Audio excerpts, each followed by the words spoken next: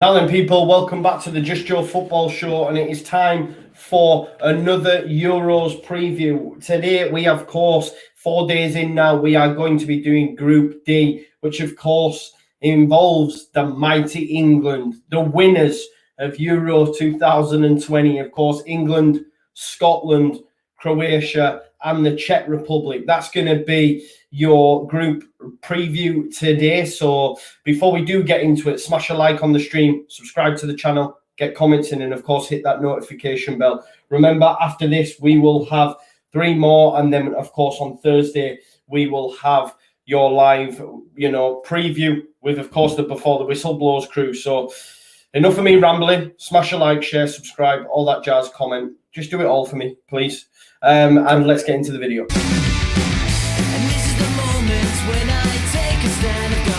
So guys, we're going to start first of all with the Czech Republic. It's a toss-up between them and Scotland for 3rd place. Remember guys, 4 out of the 6 groups, 3rd places will go through. So Scotland possibly go through to the first knockout stage in the major tournament since forever, I believe. But they will have a straight shootout for that spot with the Czech Republic. Maybe I'm being a bit too confident with England and Croatia's chances, but both teams should have enough to finish in that top 2. On the Czech Republic, as I say, gone are the likes of Petr Cech, Tomáš Rosický.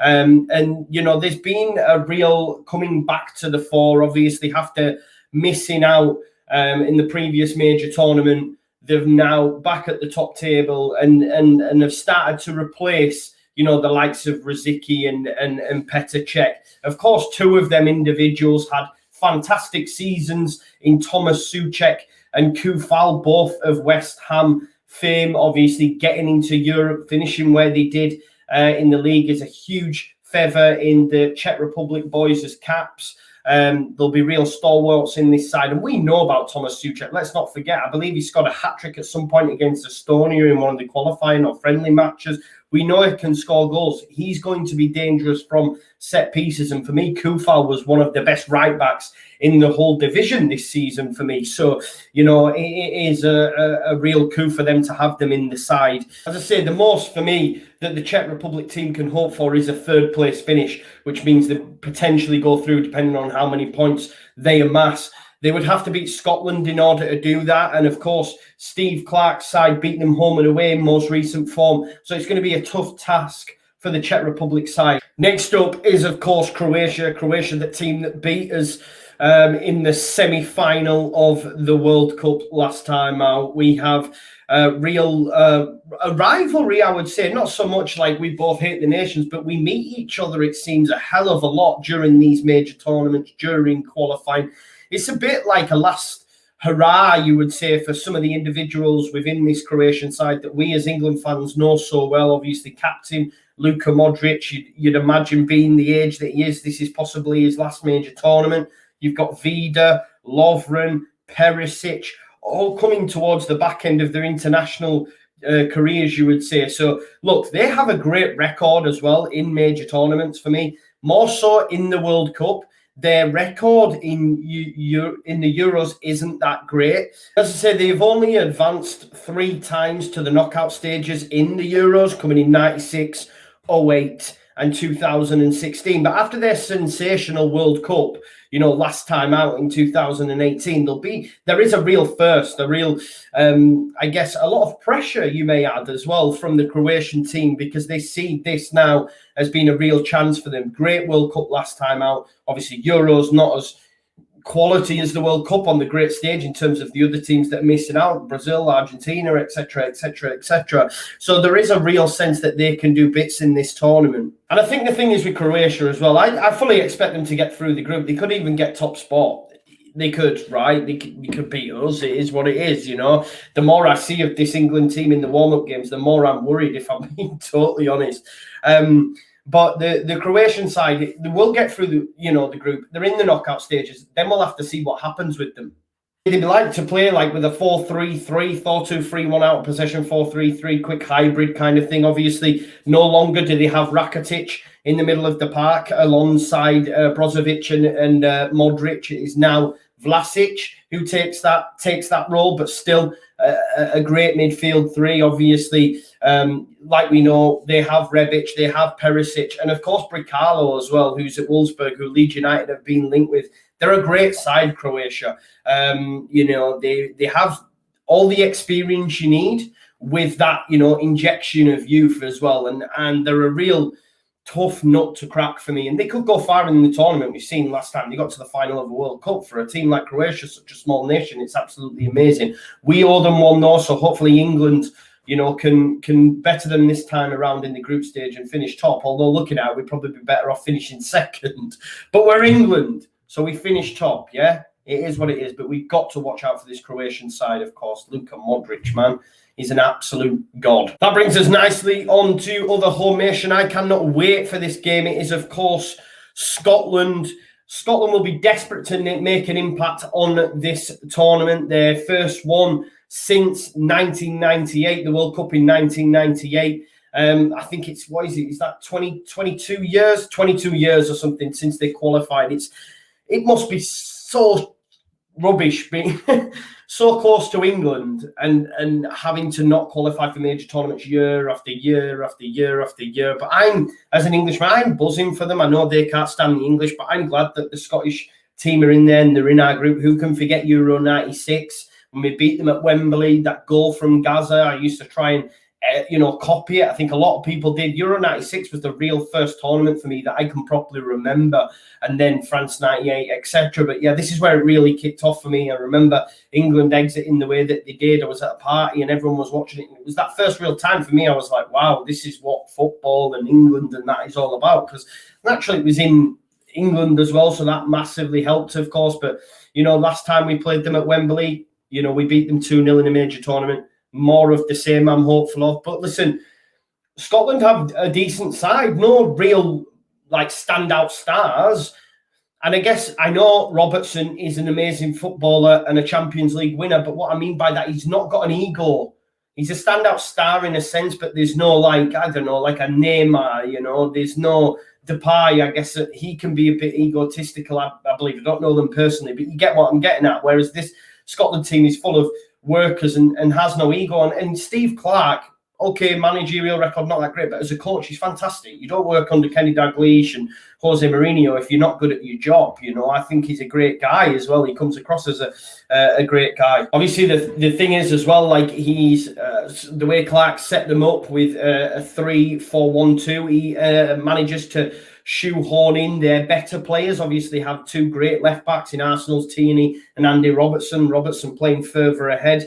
He played a lovely assist for the game against Netherlands the other night. So them two are in there. You've got Scott McTominay. Leeds fans will know we made him look like prime Paul Scholes, but he is a good footballer for me. John McGinn is another one. Shea Adams has been doing well. Obviously, the Celtic winger, James Forrest, I believe is fit and ready to go. So I hope Scotland do well. I do. I want them to get out of the knockout stage. I don't think they've ever done it. Hopefully they finish third. Hopefully they beat the Czech Republic. They get a good result against Croatia, maybe. Obviously not against us, fingers crossed, because that'd kill me if we were to not get through as Scotland did. We'd never live it down. But listen, I as an Englishman want Scotland to do well, apart from in the game against England, of course. And they've got some good players, and of course they can do bits. And I really like Steve Clarke. So fingers crossed for the Scots that they managed to go through. And last but certainly not least, it is of course the Euro 2020 winners, England. Sorry about the image as well. It's the only most up-to-date one I could find. Nick Pope's on there.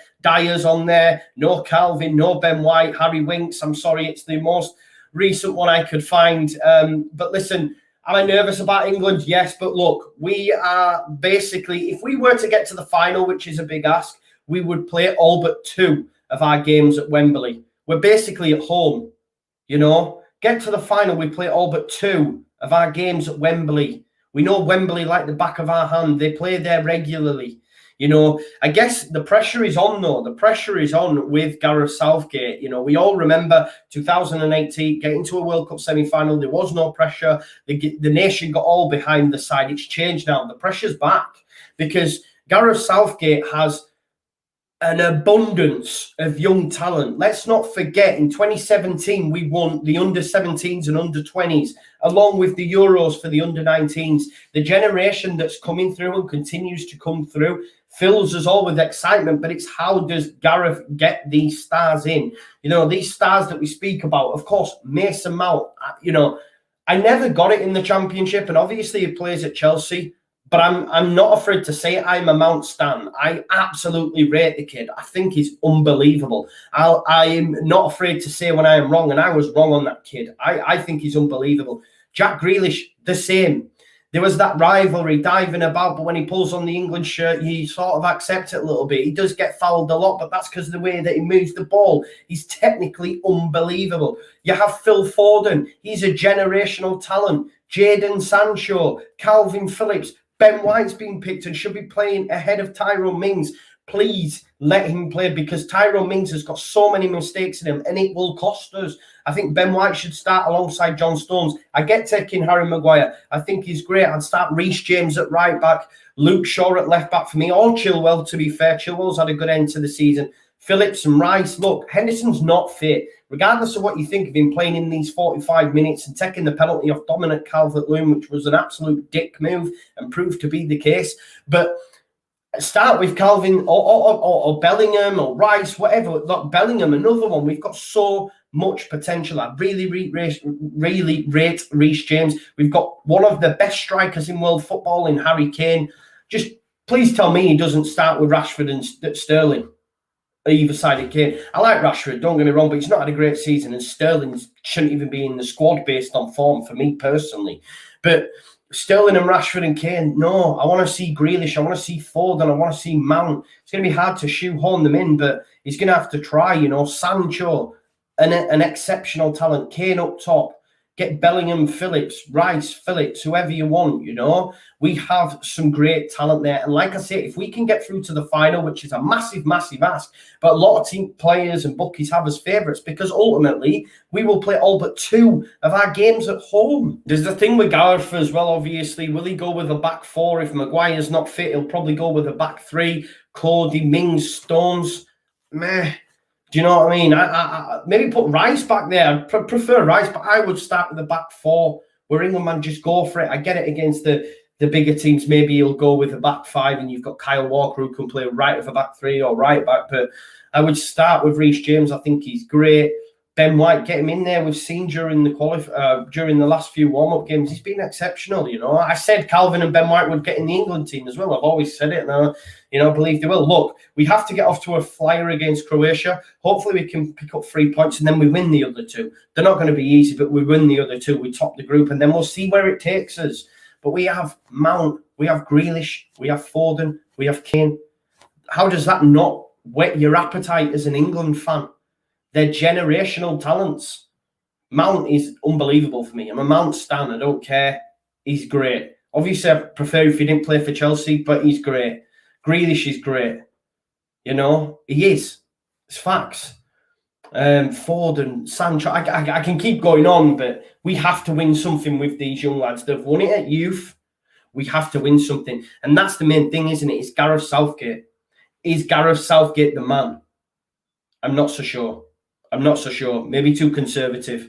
We need someone to let the shackles off and just go at teams. Maybe he'll pull up some trees, but the pressure is on as opposed to 2018. But fingers crossed we can do something. Fingers crossed we go 3 from 3, get 9 points on the board and carry that through. Because one thing I will say about England fans is when the nation is on it and we carry it, it is unbelievable. It's an unbelievable atmosphere just on the streets, you know. I even bought myself the Home and Away England shirt. That's coming. I've never done that for years. Last time I did that was when I was a kid, you know. I've done that because I believe, man. How can you not believe in the talent that we have? It's just whether or not the manager can get it out of them. We'll have to wait and see. But fingers crossed we take 3 from 3 and get all 9 points on the board. Let me know your guys' thoughts in terms of where we finish. I'm going to go England, Croatia, Scotland, Czech Republic, Harry Kane to get 4 or 5 goals. Have an amazing tournament. Golden Boot, do it. Did it in World Cup. You can do it again. Let me know your thoughts in the comments. Can Scotland make it through, guys? Can they win any games? Let me know.